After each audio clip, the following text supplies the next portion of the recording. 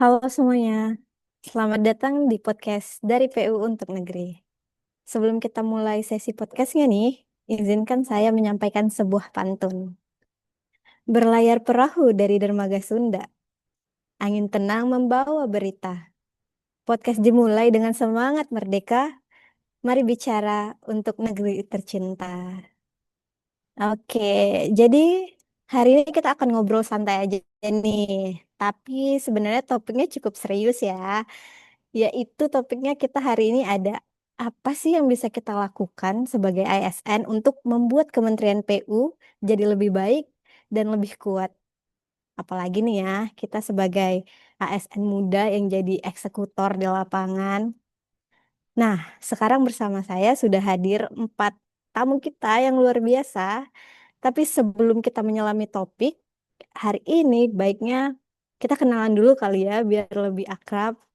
Dimulai dari saya, Harum Rila Kesuma sebagai host. Saya Hafiz Ilmi Permana. Saya Gracia Denia. Saya Hafiz Abdillah. Saya Hamidat Rahma. Oke, terima kasih nih para tamu kita yang luar biasa. Jadi kita mulai nih, pertanyaan utama kita hari ini itu apa sih yang bisa kita lakukan dari posisi kita masing-masing untuk memperkuat dan membuat Kementerian PU menjadi lebih baik ke depannya. Bukan hanya dari sisi teknis, tapi juga dari semangat kebangsaannya. Boleh kita mulai dari Bang Ilmi kali ya. Oke, mungkin yang bisa kita lakukan untuk menjadi insan Kemen PU yang lebih baik, mungkin pertama kita bisa lebih mengutamakan terkait menempatkan pelayanan publik sebagai prioritas utama ya. Jadi di mana mungkin setiap jembatan yang kita rancang, setiap jalan yang kita bangun itu bukan sekedar proyek fisik aja gitu. Jadi itu kan sebenarnya termasuk ke urat nadi perekonomian ya Pak, sebagai penghubung antar wilayah. Dan terkait pembukaan akses pendidikan serta kesehatan bagi rakyat. Jadi melaksanakan pekerjaan ini tuh kita harus penuh tanggung jawab gitu karena itu merupakan sebuah bentuk bela negara yang nyata. Dan yang kedua mungkin kita juga bisa melakukan integritas dan transparansi untuk sehari-harinya selama kita menjadi ASN ya. Jadi bela negara di era sekarang itu mungkin bukan hanya melawan musuh fisik aja sih, tapi juga bisa seperti mungkin melawan korupsi, penyalahgunaan wewenang, budaya kerja yang tidak produktif, mungkin dengan menjaga kejujuran juga dalam pengelolaan anggaran dan pelaksanaan proyek itu juga bisa meningkatkan kepercayaan rakyat terhadap pemerintah dan mungkin kita sebagai generasi muda juga kita pastinya lebih inovatif dan lebih mudah untuk adaptasi di teknologi sih. Jadi kita ini terutama hidup di zaman yang serba cepat berubah ya, di mana menerapkan teknologi itu harus bisa lebih efisien sih untuk mendukung sistem. Dan mungkin selanjutnya bisa juga kita dari melestarikan lingkungan gitu. Jadi bela negara itu juga berarti kita memastikan pembangunan yang kita bangun itu tidak merusak masa depan.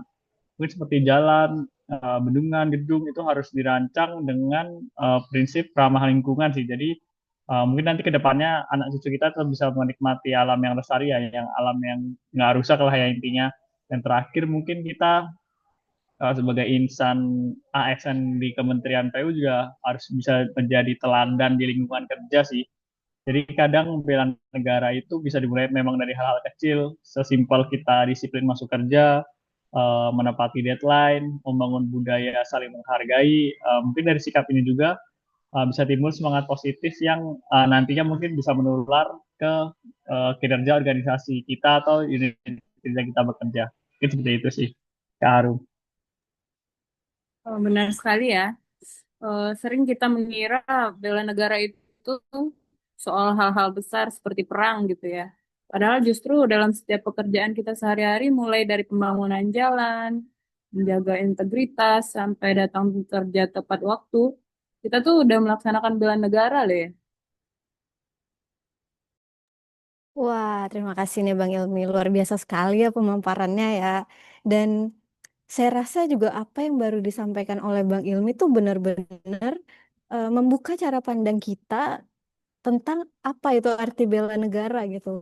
khususnya bagi kita nih seorang ASN ya.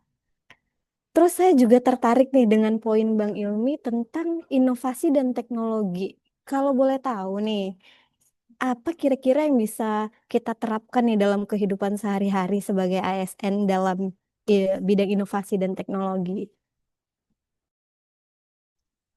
Menarik sih ini ya. Mungkin karena inovasi dan teknologi itu sebenarnya orang mungkin memandang itu cuma urusan orang IT atau bagian sistem informasi aja gitu.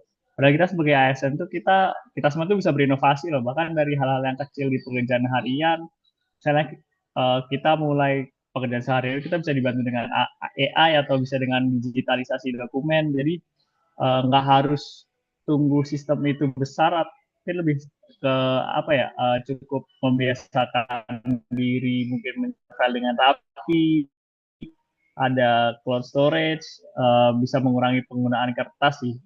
Selain efisien itu juga mungkin lebih ramah lingkungan ya. Wah, benar sih, benar. Saya setuju banget nih sama Bang Ilmi. Kadang kita itu nunggu perubahannya itu datangnya dari atas ya, padahal sebenarnya kita bisa mulai itu tuh dari diri kita sendiri. Nah, selanjutnya kalau boleh saya dengar nih dari Kak Grace, gimana ya, apa yang bisa kita lakukan nih sebagai ASN? Silakan Kak Grace. Ya, terima kasih kesempatannya. Kalau menurut aku sih dari yang udah disampaikan sebelumnya itu kayaknya tuh berat ya kedengarannya. Tapi memang semua hal tuh benar. Justru hal ini tuh penting banget buat kita. Soalnya kementerian kita ini tuh bukan cuma soal bagaimana kita membangun infrastruktur Indonesia, kayak membangun jalan, jembatan, bendungan, ataupun menyediakan air bersih. Tapi juga tentang gimana kita itu bisa membangun semangat Indonesia dari akar atau kepribadian kita masing-masing. Kadang kala tuh kita mikir kontribusi kontribusi kita tuh kecil atau kurang penting, kurang berdampak. Padahal hal-hal sesimpel atau sekecil yang kita lakuin tapi kita ngelakuinnya dengan niat baik dan semangat kebangsaan itu bisa besar dampaknya.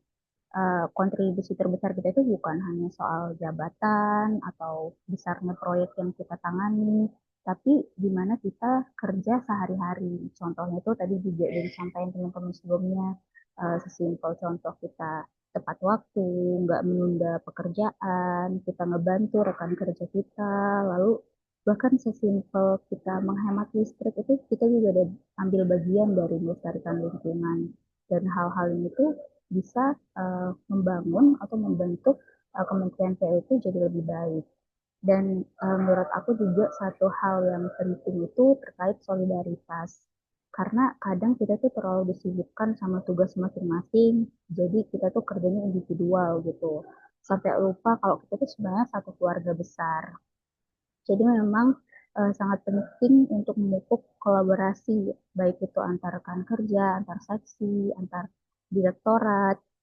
Karena kalau kita nggak bersatu atau kita nggak kerjasama, goals kita itu bakal susah kecapai. Jadi bayangin aja coba kalau misalnya kita ada masalah pribadi sama satu rekan kerja, pasti kita tuh jadi eh, bisa secara nggak sengaja kita itu membawa masalah kita itu ke lingkungan pekerjaan, jadi bisa berdampak ke kinerja ataupun hasil pekerjaan kita. Jadi emang salah satu hal juga yang penting gimana untuk membangun PU atau membuat PU jadi lebih baik itu ya kita harus menjaga solidaritas dan persatuan kita. Wah, terima kasih Kak Grace. Pertanyaan yang sangat jujur ya dan cukup menyentuh nih. Bener sih, kadang memang kita tuh suka mikir ya kayak, ah, saya cuman staf biasa aja nih atau cuman bagian kecil nih dari sistem yang besar gitu. Tapi padahal justru dari pertanyaan tadi, kita tuh diingatkan gitu bahwa hal-hal kecil yang kita lakukan setiap hari itu tuh punya dampak yang luar biasa. Saya jadi penasaran nih, kalau dari Kak Grace sendiri ya, pernah nggak sih ada momen kecil gitu yang Kak Grace lakukan yang mungkin dianggapnya kayak hal kecil atau hal biasa nih, nggak berpengaruh, tapi ternyata punya dampak yang besar nih buat tim atau buat lingkungan kerjanya. Oh, kalau pertanyaan pernah atau enggak, itu pernah banget. Waktu itu aku tuh baru masuk dan belum banyak hal yang bisa aku lakuin secara kita tuh masih baru ya. Nah, tapi satu hal yang aku lakuin itu yang kelihatannya sepele, yaitu selalu ngerapiin dokumen setelah rapat dan juga menyusun ulang file di folder bersama biar lebih gampang dicari. Aku awalnya tuh aku pikir itu cuman inisiatif kecil aja supaya sebenarnya aku sendiri tuh juga lebih gampang buat nyari file di folder. Tapi ternyata atasan aku itu bilang, siapa nih yang bikin folder digital jadi lebih rapi. Jadi kita itu gampang kalau mau nyari file. Terus akhirnya teman-teman juga jadi ikutan pakai sistem yang sama. Nah, dari situ aku sadar, kadang kita itu nggak butuh gelar tinggi sampai profesor ataupun jabatan yang besar untuk bisa berdampak. Yang paling dibutuhin itu emang cuman kepedulian dan juga inisiatif sederhana kita. Karena memang hal-hal kecil, setiap tindakan kecil yang kita lakukan, asal kita tulus dan juga konsisten, pasti bisa berdampak besar dan mengubah pola kerja kita itu jadi lebih sehat dan efisien. Dan hal-hal itu juga salah satu bentuk kontribusi nyata kita untuk membangun Kementerian PU. Wah, menarik nih pengalamannya Kak Grace nih. Bener-bener sih. Kalau gitu kita lanjut ke Bang Hafiz kali ya. Saya mau dengar dong gimana kontribusinya nih Bang Hafiz. Terima kasih untuk waktunya. Kalau dari aku ya sebagai CPNS di Kementerian PU, aku bertekad untuk memberikan kontribusi terbaik demi memperkuat dan memajukan kementerian ini ke depannya. Kalau dari sisi teknisnya, aku ingin mempelajari dan menguasai seluruh SOP dan serta regulasi yang berlaku. Misalnya memanfaatkan teknologi dan berinovasi untuk mempermudah pekerjaan, menjaga kualitas hasil kerja dengan ketepatan waktu dan ketelitian, serta memberikan ide yang membangun meski sederhana. Dan aku juga berkomitmen untuk terus meningkatkan kompetensi diri melalui pelatihan dan membangun koordinasi yang baik dengan seluruh rekan kerja. Bukan hanya dari sisi teknis, tapi dari sisi semangat kebangsaan, aku juga akan menjunjung tinggi integritas, profesionalitas, dan netralitas sebagai ASN. Memberikan pelayanan yang adil dan merata bagi semua masyarakat, serta menghargai keberagaman budaya, suku, dan agama dalam setiap penugasan. Dan aku akan memastikan bahwa setiap pekerjaan yang aku lakukan memberikan kontribusi nyata bagi kemajuan NKRI. Aku ingin menjadi bagian dari Kementerian PU yang tidak hanya membangun infrastruktur, tetapi juga memperkuat persatuan dan kebanggaan bangsa. Mungkin itu dari aku ya, Kak ya. Nah, terima kasih nih Bang Hafiz. Pertanyaan yang barusan dipaparkan oleh Bang Hafiz benar-benar mencerminkan semangat ASN yang utuh ya. Itu bukan hanya dari sisi teknis, tapi kita bisa lihat juga dari sisi kebangsaannya. Saya pribadi ya merasa sangat terinspirasi sih karena kita nggak hanya bicara soal apa sih yang harus dilakukan gitu, tapi juga menekankan bagaimana kita melakukannya dengan hati, komitmen, dan juga nilai-nilai yang kuat. Untuk em, kita lanjut ya untuk Kak Mida nih yang ada di bagian keuangan ya. Boleh nggak sih saya minta gimana eh, pendapat kakak nih? Oke, makasih ya Harum untuk waktunya. Kalau saya sih sebagai CPNS di bagian keuangan ya, saya belajar kalau transparansi itu adalah kekuatan kita gitu loh. Kalau kita tertib administrasi, jujur, terus rapi, pasti kepercayaan masyarakat juga tumbuh. Terus aku tuh percaya anak muda PU harus jadi contoh integritas gitu, bukan cuma kerja karena takut aturan, tapi emang dari dalam hatinya sendiri gitu. Terus pengembangan dari sisi keuangan di Kementerian PU itu khususnya untuk memperkuat lembaga dan mendukung algoritma kebangsaan bisa dilakukan dalam beberapa arah loh, seperti sistem yang kita terbarui, transparansi, sumber daya manusia, hingga literasi anggaran di unit teknis masing-masing.